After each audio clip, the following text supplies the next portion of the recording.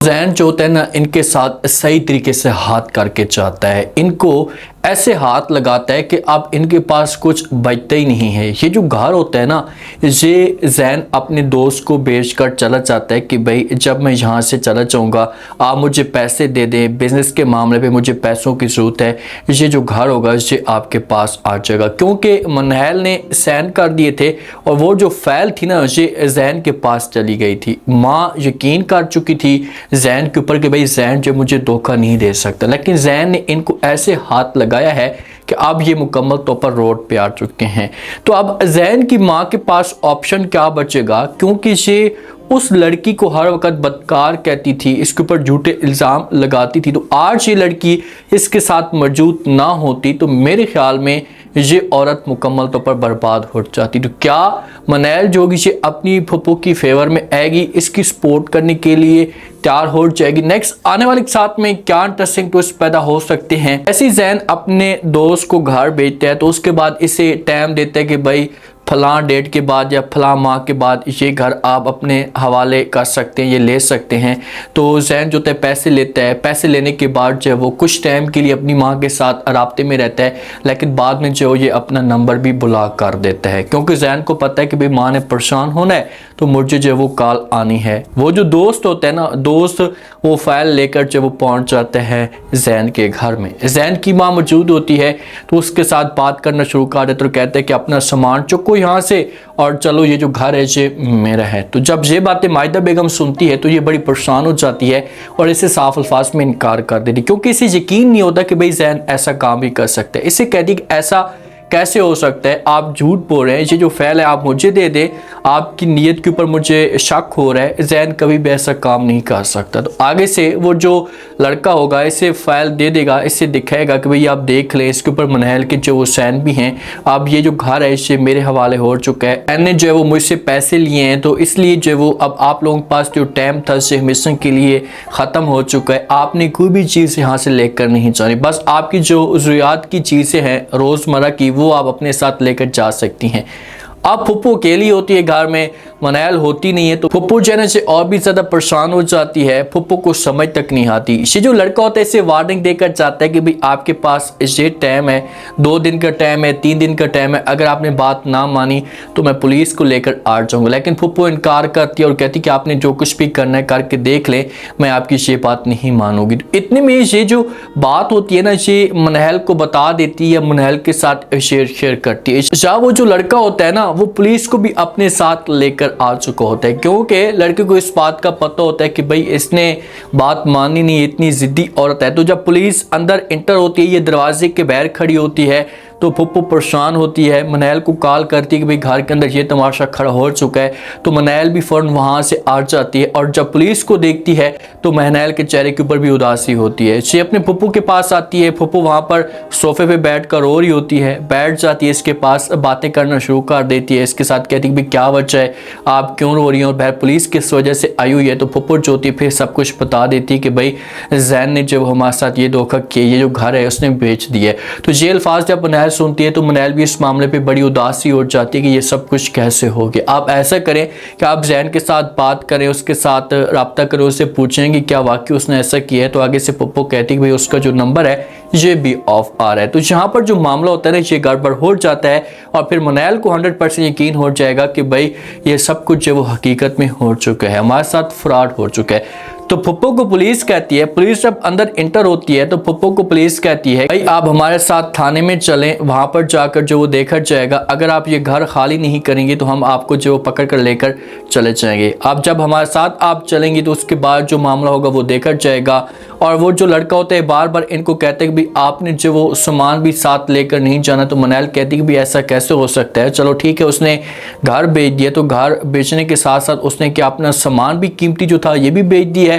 तो लड़का कहते हैं कि जी बिल्कुल उसने ऐसा ही किया है हमारे साथ, ये सब कुछ डील हो चुकी थी, अब इसके अलावा कोई और ऑप्शन नहीं है। आप लोगों ने जो रोज़मर्रा की ज़रूरियात हैं आप लोगों की वो अपने साथ लेकर जा सकते हैं, बाकी आप लोग कुछ भी अपने साथ लेकर नहीं जाएंगे।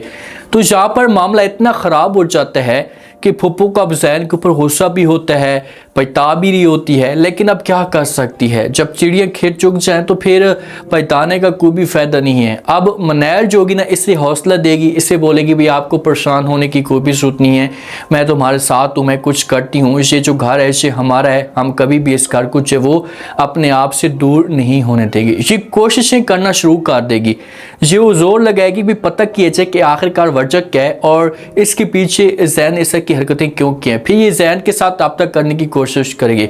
अब मनैल के पास जॉब है तो लाजमी तौर पर इसे जो कोई ना कोई रूम मिल जाएगा और ये फुप्पो को अपने साथ लेकर चली जाएगी। जो ज़ारा की सास होती है ये कॉल करती है और इसे बताती है, जो ज़ारा की माँ होती है इसे बताती है कि भाई हम लोग चाहते हैं कि आप हमारे साथ चले, हम जो निम्रा के ससुराल में जा रहे हैं वहाँ का माहौल देखते हैं। तो आगे से जो ज़ारा की माँ होती है इनकार कर देती है, कहती है कि मेरा बीपी जो बहुत ज़्यादा हाई हुआ है तो इसी वजह से मैं आप लोगों के साथ नहीं आ सकती, सॉरी इनको करती है।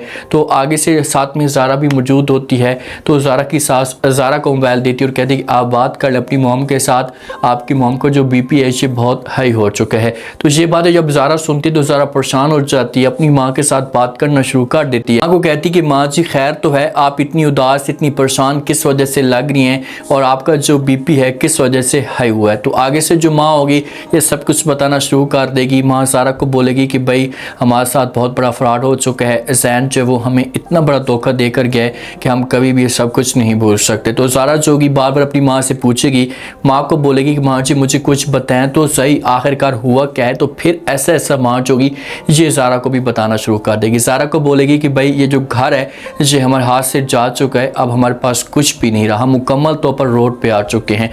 तो कभी भी ज़ारा अगर इजाज़त देती है अपनी माँ को कहती कि आप हमारे पास आ जाएं, तो मेरे ख्याल में हनान और हनान की जो माँ है ना ये कभी भी बात नहीं मानेगी, क्योंकि वो तो ज़ारा से भी अब तंग हो चुके हैं और आगे जाकर वो ज़ारा को भी तलाक देंगे जब ज़ारा से सब कुछ अपने कंट्रोल में कर लेंगे। अब हनान की जो लालच थी ना इस घर के ऊपर थी, ये नजर इस घर के ऊपर थी, तो ये घर भी चला गया है, तो फिर हनान का जो रवैया होगा ये ज़ारा के साथ मुकम्मल तौर पर चेंज हो जाएगा।